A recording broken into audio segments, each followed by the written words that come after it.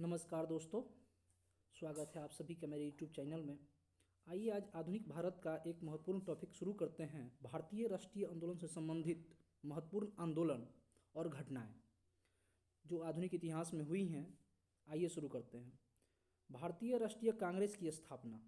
तो भारतीय राष्ट्रीय कांग्रेस की जो स्थापना थी वो 1885 में एयो ह्यूम ने मुंबई में की थी। बंग भंग आंदोलन, जिसे स्वदेशी आंदोलन भी कहा जाता है, बंग भंग आंदोलन को स्वदेशी आंदोलन भी कहा जाता है, जो 1905 में बंगाल विभाजन के विरुद्ध में हुआ था। मुस्लिम लीग की स्थापना। मुस्लिम लीग की जो स्थापना है वो 1906 में आगा खां और सलीमुल्लाह खां ने ढाका में किया था। आइए अगला देखते हैं। कांग्रेस का विभाजन। कांग्रेस का जो विभाजन था 1907 में हुआ था। सूरत अधिवेशन में हुआ था और नरम दल और गरम दल दो रूपों में विभाजित हुई थी कांग्रेस, जो पहली बार विभाजन हुआ था कांग्रेस का। होम रूल आंदोलन। होम रूल जो आंदोलन था इससे दो व्यक्ति संबंधित है, एक है बाल गंगाधर तिलक और एक है एनी बेसेंट। होम रूल आंदोलन इन दोनों द्वारा 1916 में चलाया गया था। लखनऊ पैक्ट, जिसे लखनऊ समझौता के नाम से भी जाना जाता है, ये दिसंबर 1916 में हुआ था। इसमें कांग्रेस और मुस्लिम लीग के बीच समझौता हुआ था। इसे लखनऊ समझौता के नाम से जाना जाता है और इसकी अध्यक्षता जो थी कांग्रेस अधिवेशन 1916 की अंबिका चरण मजूमदार ने किया था। आइए अगला देखते हैं। मॉन्टेग्यू चेम्स्फोर्ड घोषणा।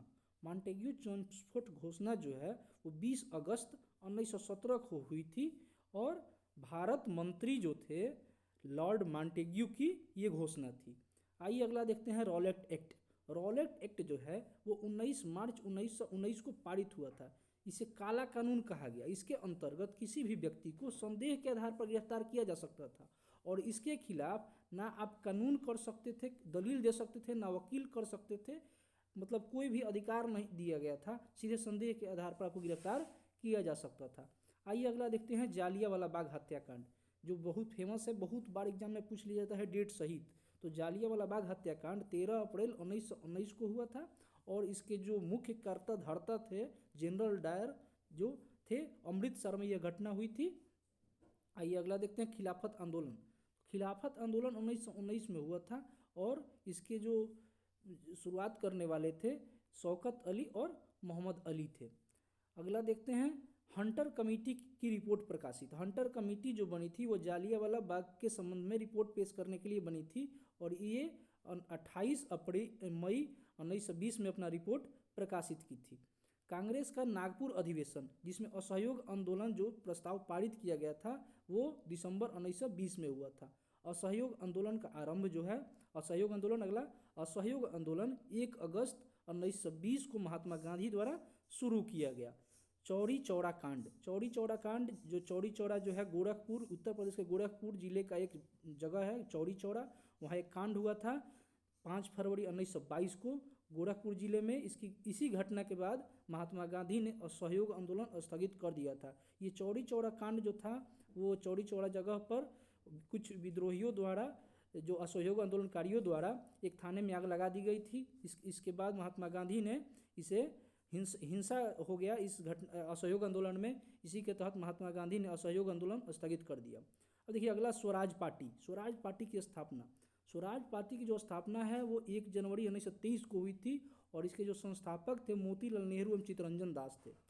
तो ये जो है स्वराज पार्टी, ये स्वराज पार्टी से संबंधित प्रश्न बीपीएससी हो, बिहार एसएससी हो, बहुत बड़ी बड़ी एग्जाम में पूछ लिया जाता है, इसलिए इसको आप ध्यान से रखिएगा। प्रीवियस ईयर बहुत सारे एग्जाम में पूछा गया है। स्वराज पार्टी की स्थापना मोतीलाल नेहरू एवं चित्तरंजन दास द्वारा 1 जनवरी 1923 को हुआ था। आइए अगला देखते हैं। Hindustan Republican association. Hindustan Republican association की स्थापना जो थी वो अक्टूबर 1924 में सचिंद्र सन्याल द्वारा किया गया था। सचिंद्र सन्याल द्वारा किया गया था 24 में अक्टूबर में। साइमन कमीशन की नियुक्ति। साइमन कमीशन की जो नियुक्ति थी वो जॉन साइमन की अध्यक्षता में हुई थी। 7 सदस्यीय यह कमेटी थी और 8 नवंबर 1927 को ही इसको नियुक्त किया गया था। साइमन कमीशन का जो भारत आगमन हुआ वो 3 फरवरी 1928 को हुआ था और भारत में लाला लाजपत राय के नेतृत्व में विरोध हुआ, जिस पर लाठी से उन पर प्रहार किया गया था, जिसमें बाद में उनकी मृत्यु हो गई थी। अगला जो है नेहरू रिपोर्ट। नेहरू रिपोर्ट जो था वो अगस्त 1928 में प्रकाशित हुआ। अब ये पंडित जवाहरलाल नेहरू नहीं थे, उनके पिताजी थे। नेहरू रिपोर्ट के जो संबंध में से व्यक्ति हैं वो पंडित मोतीलाल नेहरू इसके अध्यक्ष थे। तो इसको आप ध्यान से रखिएगा, नेहरू रिपोर्ट का मतलब पंडित जवाहरलाल नेहरू नहीं, मोतीलाल नेहरू होगा। ठीक है दोस्तों, अगला वीडियो इसी से इसके अगला पार्ट आएगा जिसमें और आगे की बातें होंगी। 1928 के आगे के बाद जो आंदोलन हुए, जो समितियां बनी, उससे लेकर वीडियो आएंगे। धन्यवाद दोस्तों।